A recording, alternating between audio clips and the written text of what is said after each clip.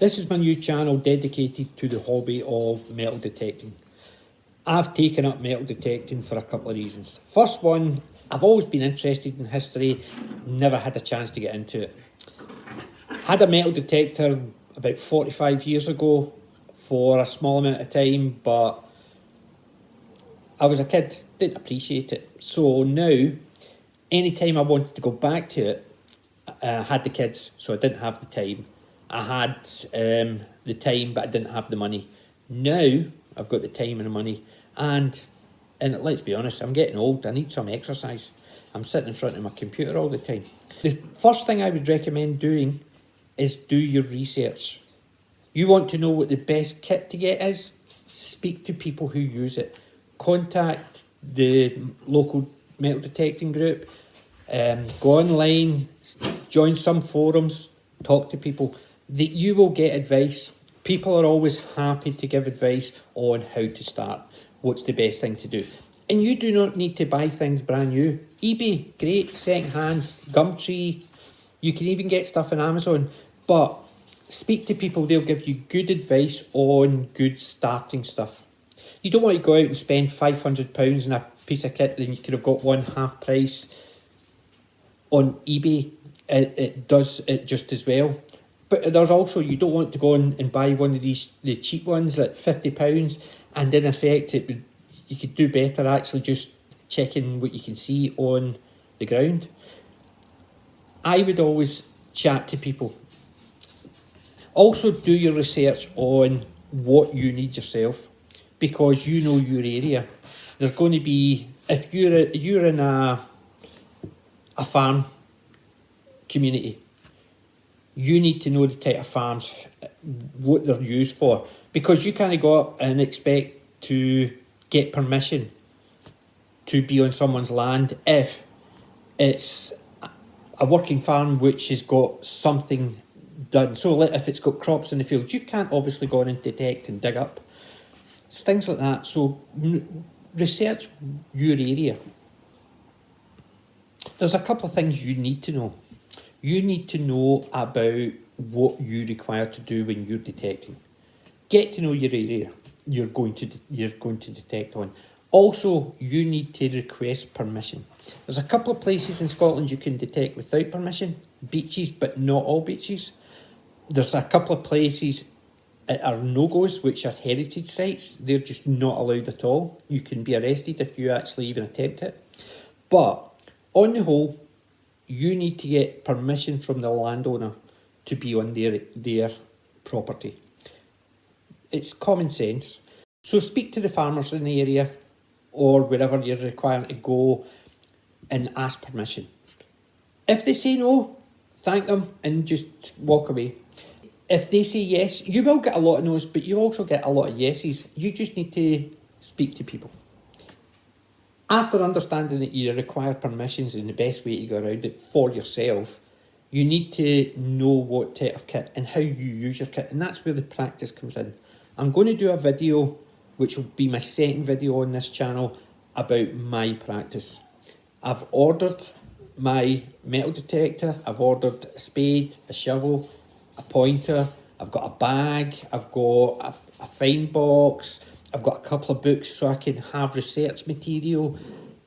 I've checked websites. I'll put a link to a few websites which are quite handy for the UK and especially Scotland, because obviously that's where I'm going to be detecting. These will help, at least help you understand it. Public liability insurance is always handy to have. There's I'll put it in the description about it. The Scottish metal detecting group, you can get that by joining them. And when you're on someone's site, be respectful of their property. If you dig a hole, fill it back in. If you go through a gate, make sure it's closed behind you.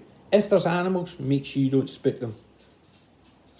Just ask the farmer if there's any things you need to do to make it okay with him. Like, for instance, if he says you've got permission to that field, he might actually say, but only certain times of the week or only certain times of the year. Don't actually push it and step in when you've been told what you're allowed. Don't think, well, he's got this field and that field, he's given me permission for that one, I'll just nip into that one.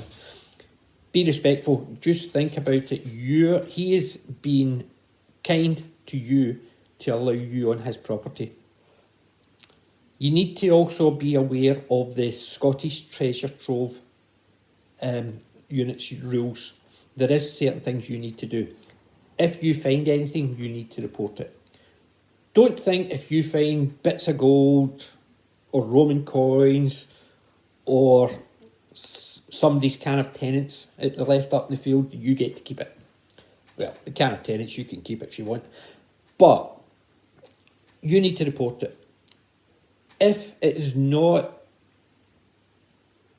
required, the Treasure Trove will register it and give it back. If it's not significant or it's not claimed, you will get it returned. If it's claimed in maybe it's required for museums because it's such a significant find, you may get a reward. But am I out to find treasure? Nah, I'm out for fun. If I find a wee bit of Roman coin here or a wee brooch or something, I'll be happy, report it, and if I get it back, I get it back. If I don't, I don't. You have to temper your expectations. You can't expect to walk onto your first field and expect to find treasure. If you do, we'll see the money you've spent on all your gear. You might as well just keep it in your pocket because that's the most you're probably going to make.